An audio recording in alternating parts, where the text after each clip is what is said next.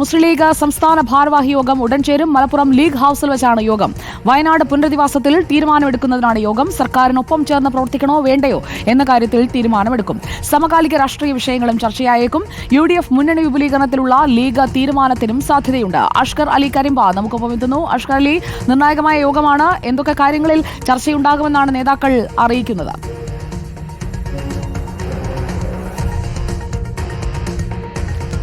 വയനാട് പുനരധിവാസവുമായി ബന്ധപ്പെട്ടുകൊണ്ടാണ് ഇപ്പോൾ മുസ്ലിം ലീഗ് അടിയന്തര സംസ്ഥാന ഭാരവാഹി യോഗം വിളിച്ചു ചേർത്തിരിക്കുന്നത്. 11 മണിക്ക് മലപ്പുറം ലീഗ് ഹൗസിൽ വെച്ചാണ് യോഗം ചേരാൻ പോകുന്നത്. 36 കോടിയോളം രൂപയാണ് വയനാട് പുനരധിവാസത്തിന് വേണ്ടി മുസ്ലിം ലീഗ് സമാഹരിച്ചത്. നേരത്തെ തന്നെ അതിൽ 1.5 കോടിയോളം രൂപ ആദ്യഘട്ടത്തിൽ ആദ്യ ഗഡുവായി നൽകുകയും ചെയ്തിരുന്നു. 100ഓളം വീടുകൾ നിർമ്മിച്ച് നൽകുമെന്നാണ് അതിൽ മുസ്ലിം ലീഗ് തീരുമാനമെടുത്തിരിക്കുന്നത്.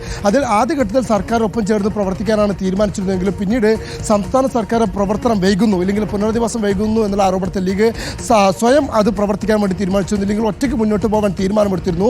എന്നാൽ കഴിഞ്ഞ ദിവസം മുഖ്യമന്ത്രിയുടെ യോഗം തിരുവനന്തപുരത്ത് വെച്ച് ചേർന്നിരുന്നു. ഈ വയനാട് പുനരധിവാസവുമായി ബന്ധപ്പെട്ടുകൊണ്ട് വീടുകളൊക്കെ തന്നെ ഓഫർ ചെയ്ത ആളുകളുടെയാണ് യോഗം ചേർന്നിരുന്നത്. ആ യോഗത്തിൽ മുസ്ലിം ലീഗിൻ്റെ പ്രതിനിധികൾ പങ്കെടുക്കുകയും ചെയ്തു. ആ യോഗത്തിന്റെ അടിസ്ഥാനത്തിൽ ഇപ്പോൾ അതിൽ പങ്കെടുത്ത ലീഗിൻ്റെ പ്രതിനിധികൾ ഇന്നിവിടെ സംസ്ഥാന ഭാരവാഹി യോഗത്തിൽ ഈ വിഷയം അവതരിപ്പിക്കും.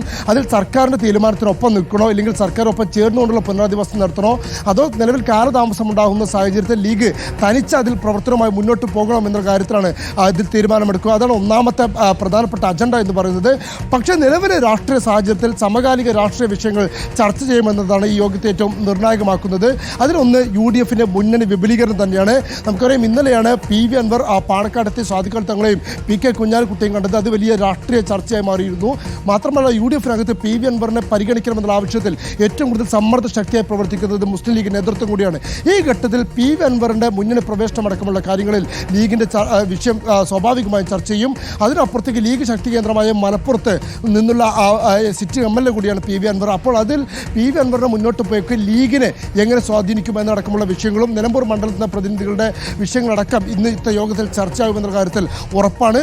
സമാനമായ രീതിയിൽ തന്നെ ജോസ് കെ മാണി അടക്കമുള്ള ആളുകളുടെ മുന്നണി പ്രവേശനം, RJD അടക്കമുള്ള ആളുകളുടെ UDFിൻ്റെ മുന്നണി പ്രവേശനം അടക്കം ആ വിഷയങ്ങളൊക്കെ ചർച്ച ചെയ്യും.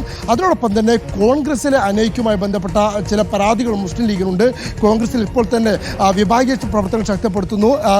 2026 ഒരുങ്ങുന്നതിന് പകരം കോൺഗ്രസ് വേണ്ട വിധത്തിൽ പ്രവർത്തിക്കുന്നില്ല, നേതാക്കൾക്കുള്ളിൽ പോര് നടക്കുന്നു എന്നുള്ള ഒരു പരാതി ലീഗിനകത്തുണ്ട്. ഒരുപക്ഷെ അതും ഇന്നത്തെ യോഗത്തിൽ ചർച്ച ചെയ്യാൻ സാധ്യതയുണ്ട്. മറ്റ് ഘടകകക്ഷികളുമായി ചേർന്നുകൊണ്ട് തന്നെ ഈ പരാതി ഉന്നയിക്കാനുള്ള ഒരു നീക്കം നേരത്തെ ലീഗിൻ്റെ ഭാഗത്തുനിന്ന് ഉണ്ടായിരുന്നു. അപ്പോൾ അതടക്കം ഇന്നത്തെ യോഗത്തിൽ ചർച്ച ചെയ്തേക്കും. എന്തായാലും മുസ്ലിം ലീഗിനെ സംബന്ധിച്ചിടത്തോളം നിർണായകമായ ഒരു സംസ്ഥാന ഭാരവാഹി യോഗമാണ് ഇന്നിപ്പോൾ മലപ്പുറത്ത് വെച്ച് നടക്കാൻ പോകുന്നത്. അഷ്കർ അലി, 11 മണിക്കാണ് യോഗം.